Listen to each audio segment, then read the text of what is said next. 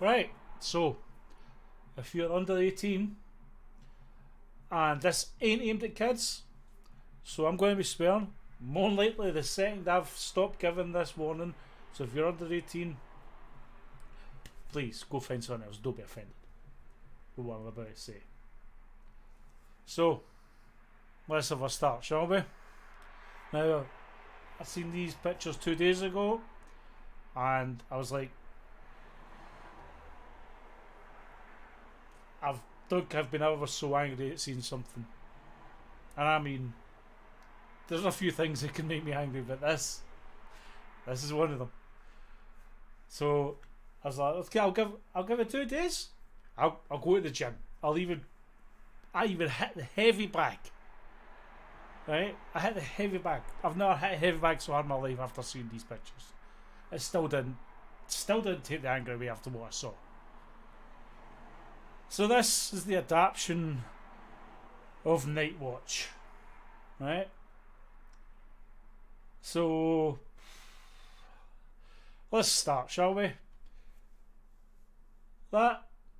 Those two there are Sam Vimes and Angwa. On this side, that's Castledon, whoever these two randoms are. Then on this side, you've got Carrot and Angwa. And on this side, you have Angwa again and Cheery Little Bottom. And oh boy, just wait till I get to that last picture. Anyway, let's go back to the start. So, here is Captain Vimes. Right? Or, as he is later on, I think he's a Duke later on at the end. Because this is practically the end of the sort of Night Watch story, you know? You know, you thought you'd come in at the start where you get guards, and then, you know, men at arms and then feet of clay, but no, let's be lazy. Let's be fucking lazy and start at the end. Well done. Right? So, this version of Vimes. Why does he get a beard? What the fuck is the beard going on? Why? Right? Now, if you read the books, you go all the way back to guards, right? That would be the version. That would be him. With the beard. Right? Unkempt. He is meant to be unkempt. And skinny. Right? But he's smart. He's a lot smarter than people think. That's what made Vimes so popular as a character. Right, so the beard. Right? There's a passage in one of the books which goes on about beards being the natural order. Right? And shaving being the rebellion. That's why he shaved. There's only two versions of sort of Vimes you got at the end. It was either 5 o'clock shadow or, you know, clean shaven. That was it.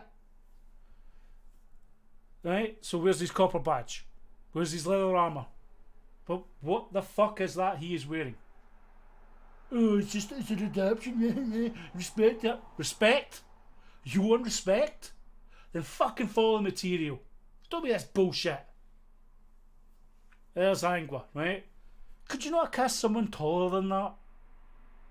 She's meant to be from Uberwild, right?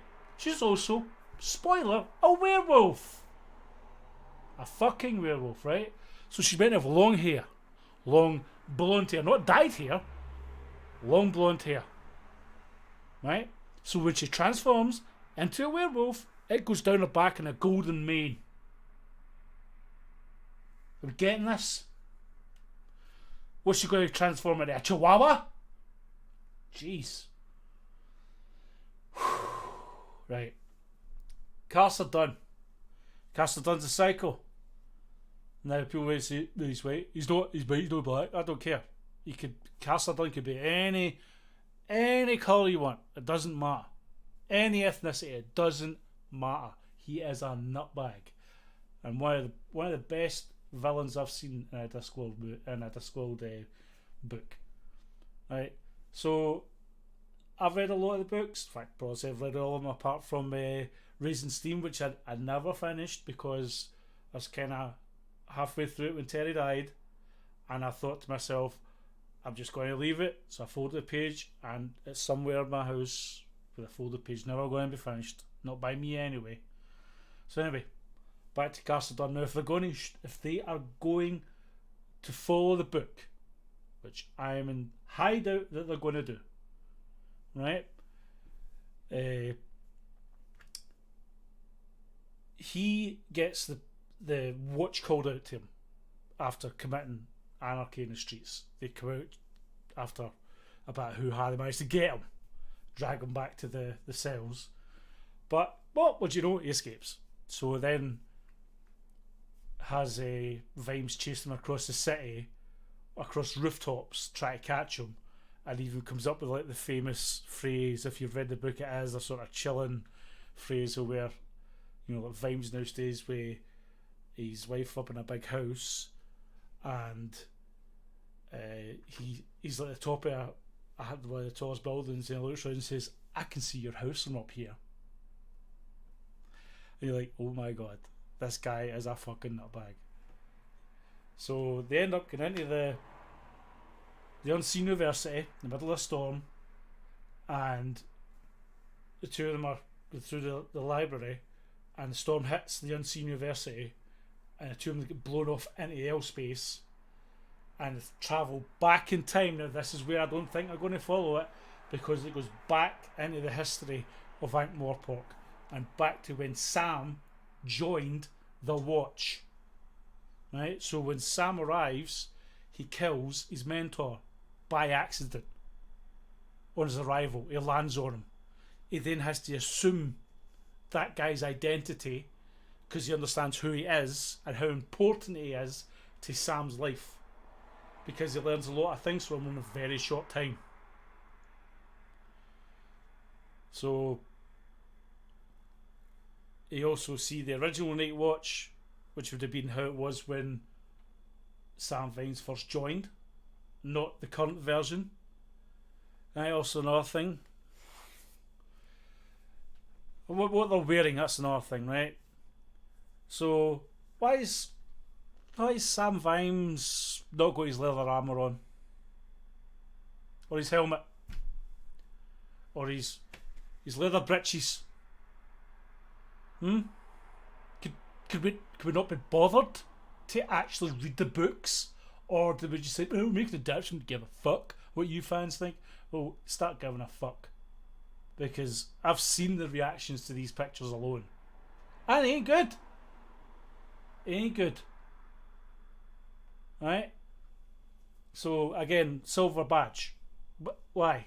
You know, it's copper. It's fucking copper.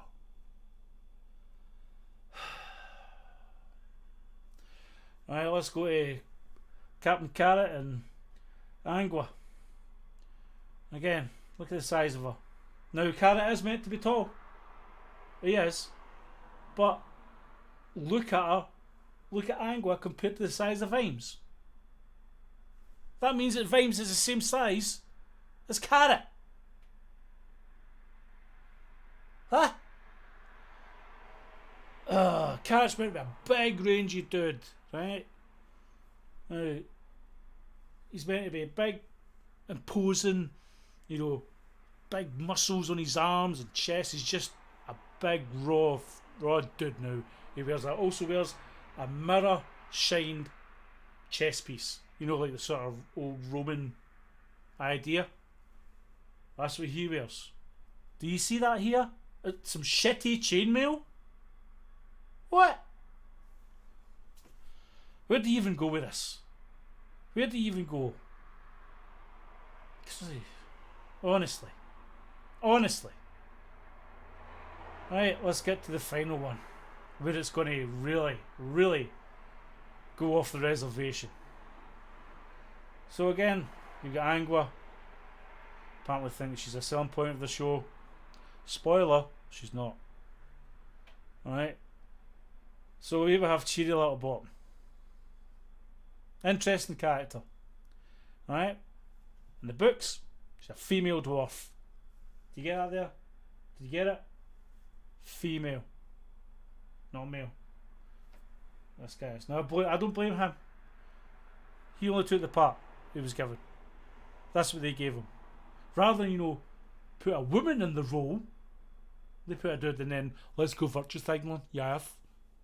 My soy latte. Because that's what I'm getting the vibes off of this here. This is virtue signaling. That's a trans character. So that is. That's not what Cheery was. That's not what she was.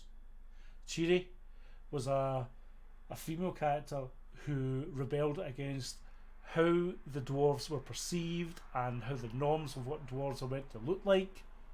So she wore makeup, and it kind of shocked the dwarves that were living in Angwa pocket at the time. But they came to understand that nothing stays the same and things change outside the mountain, and it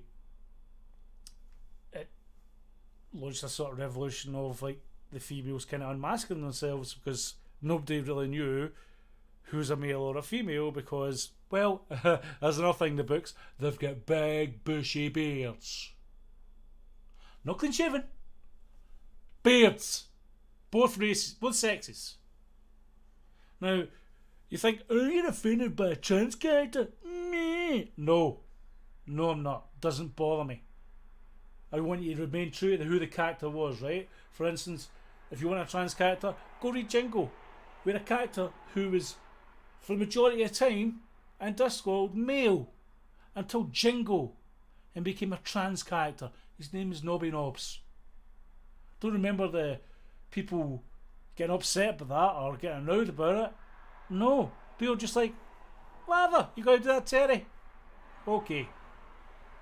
No one had a fuss about it. But that's lazy. That's what that is. That's lazy. That's virtue signaling to like 10% of your audience. I've seen the reaction to these pictures on social media. It ain't good. People ain't celebrating about seeing this. It's not good. There's one character not pictured here, and that's Lord Vetinari. Now, Lord Vetinari, sounds like a dude, doesn't he? Doesn't he sound like a dude? No, it's a woman. Have a look. Vetinari is a woman. Really. You couldn't be bothered to cast a female for Cheery's character. And then you're going, oh, we're just going to gender swap a character. You make Lord Vetinari a woman. Well done. Congratulations. I think you're about to find out how people are going to react to this one. I'm only one person in a shitty, small YouTube channel, but I've seen the reactions on Twitter. They ain't happy. And as Shah Sandwich would say, I'm out.